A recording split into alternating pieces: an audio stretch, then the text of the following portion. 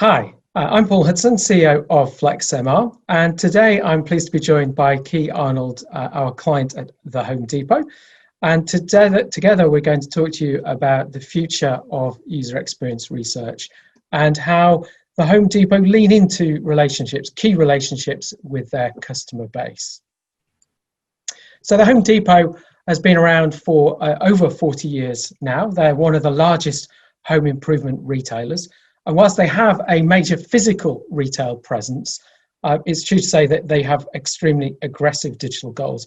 Just in the last year, they've doubled their digital presence, and they do like to see themselves as an ambitious tech company, not just a retailer.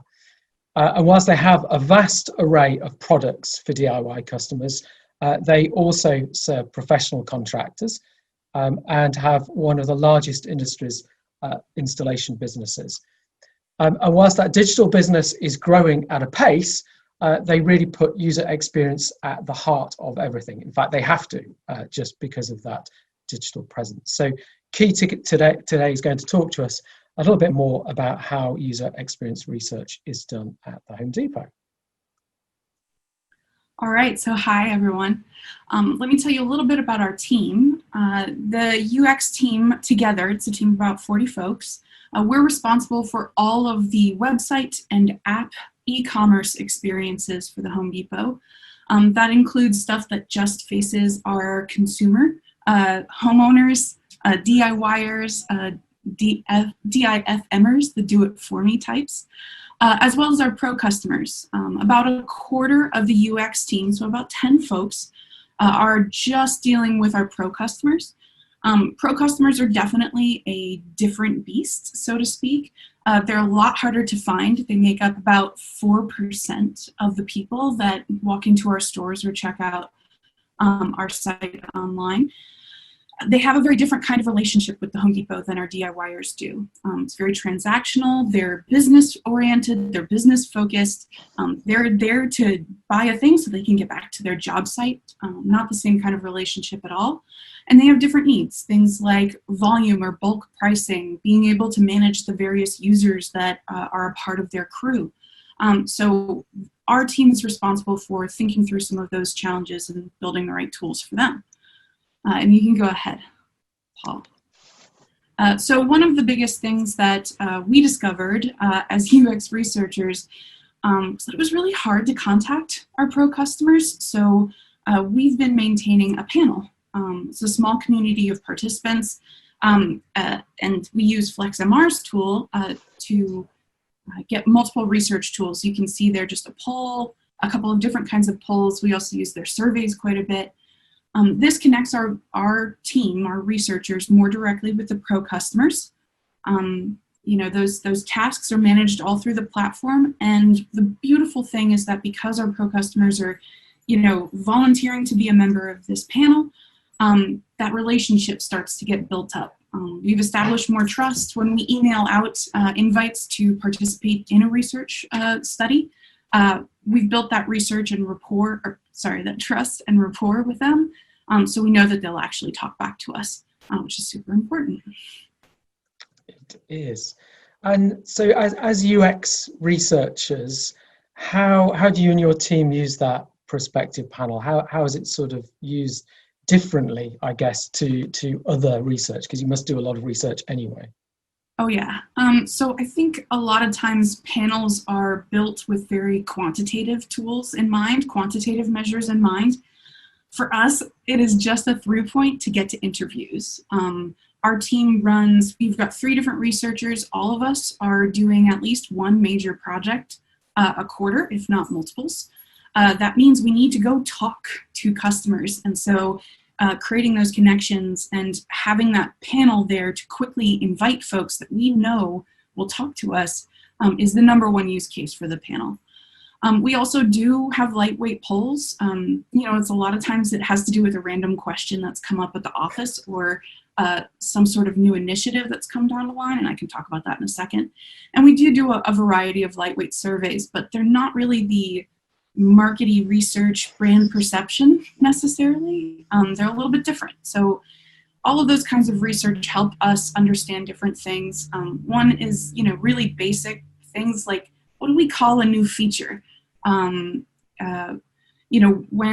customers are returning an item as a pro, like, do they hit any particular challenges? Is it a different kind of beast for them who do it more often, because they'll buy more products than our DIYers and then return whatever they don't end up using at the job site? And then the last thing is, what order of information do we do? Like, do a rank or that kind of thing. One recent question that came up, I guess I'll talk about it in the next slide, but one recent question that came up, and that was one of the great use cases for our poll, was a new business partnership has been discussed. We've never used this tool. We don't have any idea how pros respond to this tool, and we can very quickly send out a question within a couple of days and get kind of a pulse on what's going on. So, but you are still doing traditional sort of UX interviews and things like that as well. Absolutely. And the panel is that a core part of that process as well, or are they very different things? The prospective panel enables us to do an incredible amount of work that we couldn't do otherwise. I think that gets at your question. Yeah. And what rules or guidelines do you think, you and your team have to keep in mind when building tasks through a panel? And is there any advice there to us as market researchers? Yeah, so I'm not going to presume to tell market researchers how to do a job for sure, but our team is pretty aggressive about some of the rules that we have in place. For our panel members, we always tell them that everything will take under 10 minutes a week.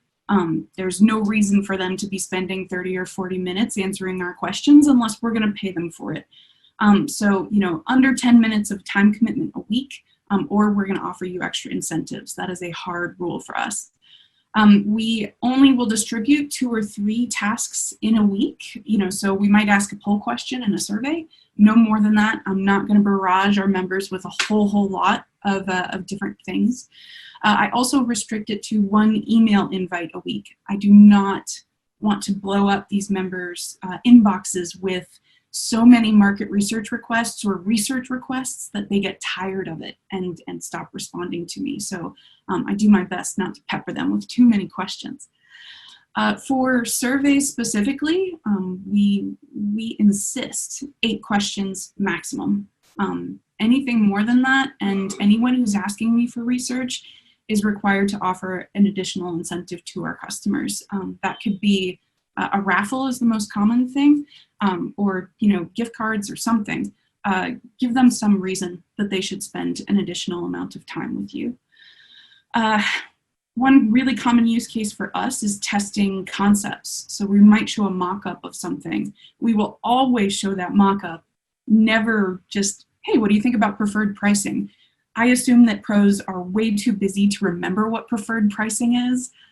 If they have it at all, which we haven't necessarily ascertained, and we can't ask them for that. So, always, accompanying concepts with really strong visual aids, examples, definitions of what we're talking about, just to make sure we're always on the same page.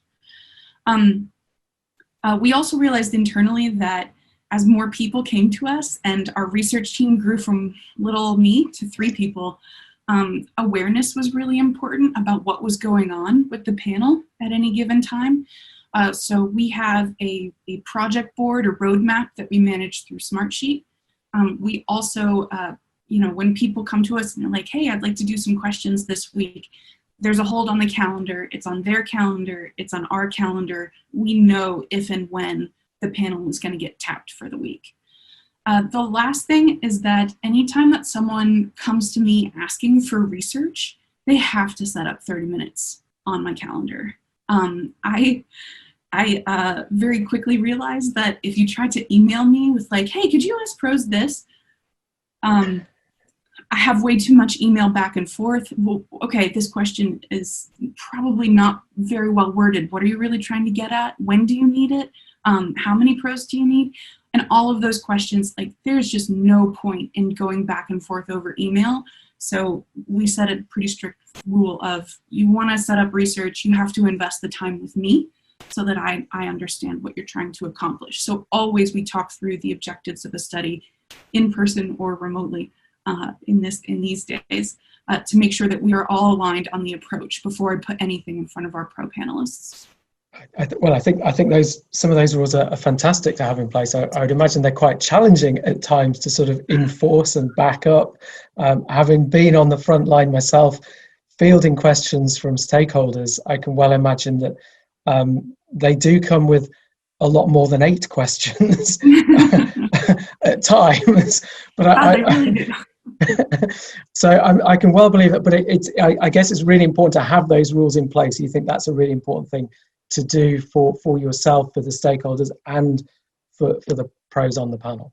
Yeah, I think the fact that our cadence of communicating with the pros is once a week, that's pretty fast. The team that actually managed this panel before we inherited it did maybe 2 studies a year with the panel, and it fell apart. It went quiet. Nobody was talking to it or having that regular dialogue. That is no longer the problem. And because UX in general moves much quicker, we're kind of on an agile cadence.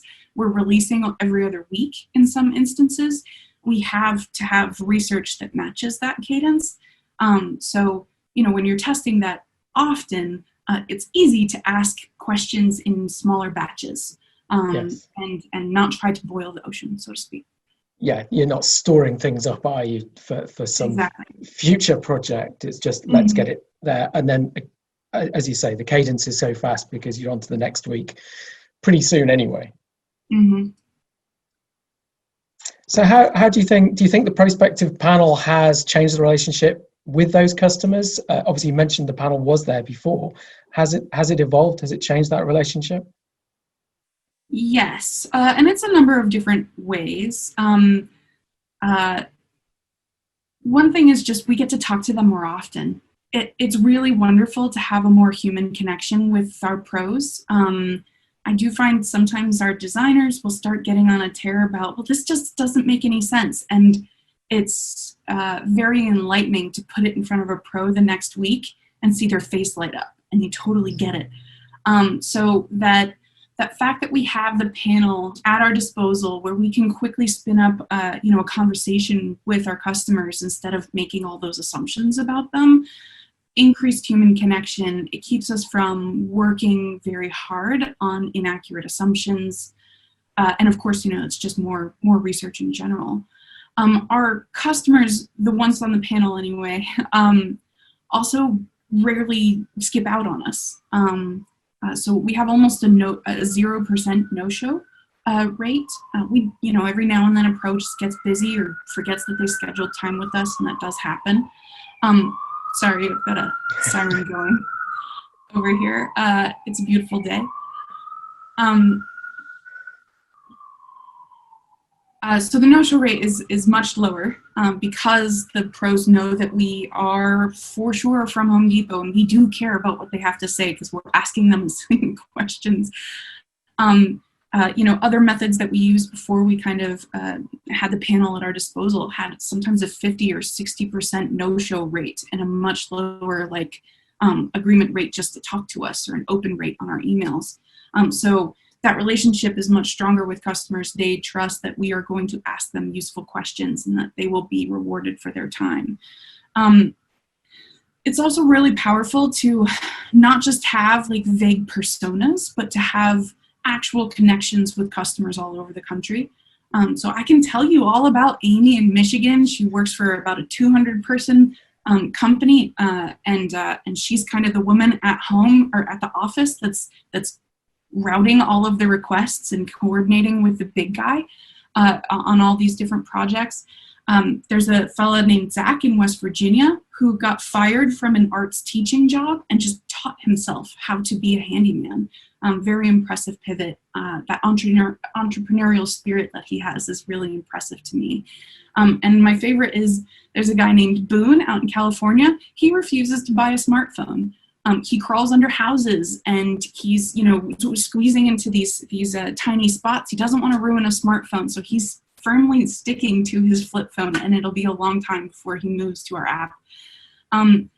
There's a level of familiarity, there's a level of trust, and I think the best part is that customers feel seen, they feel heard, they feel appreciated because we have this regular connection with them, and we're doing our best to like live up to it, listen to them.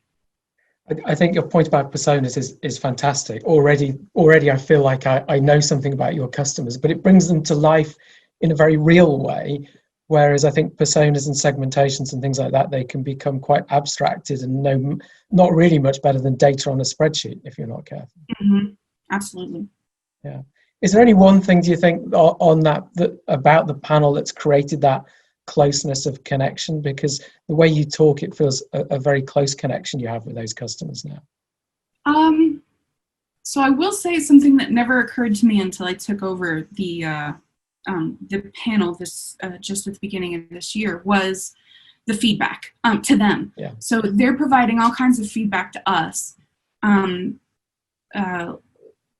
acknowledging what they're saying and making sure that they know that we hear them is something I never had to think about before. I send out regular newsletters, and that's something that FlexMR encouraged, not something that I would have thought to ever do for myself. But every quarter I sit down and I go, okay, here's where we're at. Here's what we learned this quarter. Here are the things that are coming up. You know, if you have friends that are also pros, like please invite them to the panel. I think, and this last time, what I actually did was, you know, our team of 10 and then all of these other teams that are coming to me, I sent out a message to them asking them to write a note and then take a photo of it that I could pass along to our pros. So our newsletter actually had handwritten notes thanking our members for their time.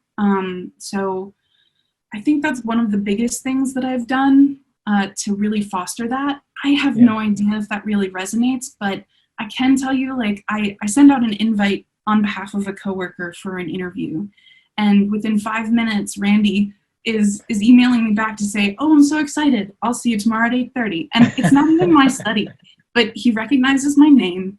He feels comfortable talking to me, and that's just because of that give and take. It is not. The panel is not a one-directional tool. It is bi-directional. We talk to each other. Yeah, it creates a proper relationship, and you can see that and feel that there. Mm-hmm. So what about the internal relationships? Do you think the panel has changed the internal dynamics and relationships with stakeholders? I really do. This is actually my favorite part. So, you know, it was a really growing ripple. Like, first, when we got access to this and really started owning it, you know, our UX team really got excited about it because research suddenly didn't take as long. Our stakeholders, our designers, our UX architects, our product managers got feedback on the thing that they've been looking at for a month within a week, you know, so that was really awesome.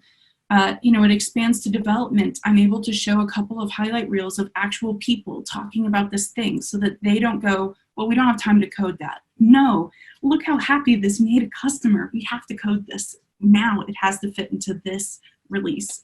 So it's been really helpful with that. You know, I've got more business stakeholders coming to me now with like questions about, oh, okay, if we offer this kind of perk, what incentive can we provide? What level should we do? How long should we make it available to them? Which is not even UX, but I'm so thrilled that they're coming to us and asking those questions. And then our leaders are even getting excited about it.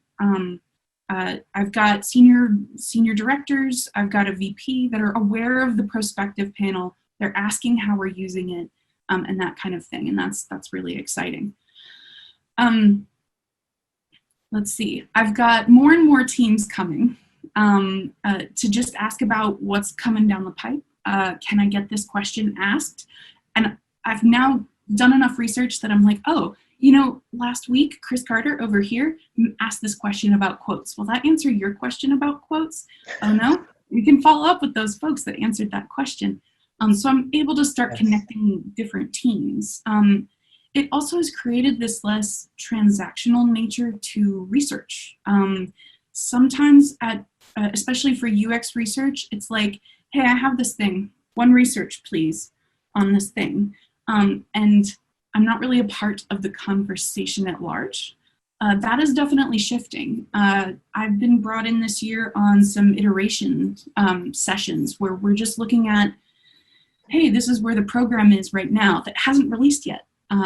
What about this copy? What about that thing? What about showing this bit of information? And because I'm in the room, I can go, yeah, actually pros really think in percentages off, not really dollar amounts. So you would probably have better success and more engagement with a percentage off display, just for example. So research being sort of brought in earlier on and being more proactive and strategic rather than very transactional and reactive. So that's been really exciting. The fact that we're testing so fast and with so many teams also means that there is a steady trickle of insights coming in. It's not something that like we're constantly reporting on, but it'll tide them over between larger projects and initiatives. It minimizes, like I said, that tendency to boil the ocean when a team hears about a thing, and we heard about it 2 weeks ago, so we already asked the panel about it, and I can go, oh, what a cool question, look what we already asked about. And the team's like, oh, okay, great, I have enough information to go make my decision now. So that's really exciting. I'm almost done, I promise. The last thing about relationships that it's really helped with and changed is it's expanded the UXR, like the UX research, and my personal sphere of influence with various teams and throughout the company. I've got a growing list. It's over 20 now, different teams that I don't work with directly, not online UX, that have come to me asking for research, that have come to me going, hey, the loyalty team said that you might be able to help. What are you guys doing over there? So just being able to start that dialogue, even if they don't have necessarily a request to make right away, kind of knowing that option is there and knowing that I'm able to go and reach out to them if something comes up is really cool. And then another thing is that because we have this panel and we're able to do all these interviews, sometimes things come up that are not really the scope of our research, but they're incredibly powerful. One example is we have a pro referral program where we'll help pros like generate leads from customers that come into our store and they're like, yeah, I like those cabinets. I don't know who will install them. We have a database of pros and we can submit the request to those pros through the pro referral system. We don't own that. That's not e-commerce. So we don't own that piece. But when an interviewee from our study goes, man, the pro referral is eating up so much of my time, I can take that nugget and go over to the pro referral team and be like, hey guys, we just heard this feedback. Can I connect you to this pro? Oh, isn't it nice to meet you? So you're creating that relationship and kind of strengthening the cross-team connections that you're building. That's fantastic to hear that it's changing internal relationships as well. And I guess one final sort of question would be, what ways do you think the panel is impacting the business as a whole? Yeah, so I promise I'll talk less this time. I only have 3. The big thing, the closest thing for us is that, having the panel has really increased the cadence of customer research. So not only are we getting more insights, and we've gone from the research team being 1 person on pro to 3 people on pro, which is incredible for me. It's also increasing the appetite for insights. So they're hearing more about the research being done and they go, oh, can you research this thing and this thing and this thing? The company, I think, and many companies, I think, don't know that they have an outlet to customers, to contact customers. And so they just don't think about asking customers for input. And the fact that we are able to produce this steady stream of research faster than we ever have before is increasing the appetite And it's opening up the mindset to bring customers into the conversation when you're making decisions. Another big way that the panel's insights are really impacting the company is it's minimizing back and forth debate. I've got business stakeholders who are concerned with the experience, and I've got business stakeholders that are concerned with the bottom line. And they are debating something like, how long should this free thing that we give them be available to them before we expire it? Well, the person that cares about the money wants to keep it short, right? Let's not leave it out there too long. That's money out of our pocket. The experienced people are going, yeah, but that'll make people mad. And when they can stop going back and forth and arguing about it and go, okay, let's have the customers weigh in. Within a couple of weeks, they go, okay, a 6-month expiration date is going to bug people. And here's the data. A 12-month expiration date doesn't bug people. Let's go with that one. And the decision gets made without all the back and forth and the politics, and we move on to the next thing. So that's a really big one. And I think the last thing I want to end with, is all of this stuff means that we are making more customer-centered decisions, which makes me so happy. The customer to the table, letting them be a part of the decision-making process, even though it can't always go the customer's way. We do have a business to run, but we are now making those decisions with the customer's insight in mind.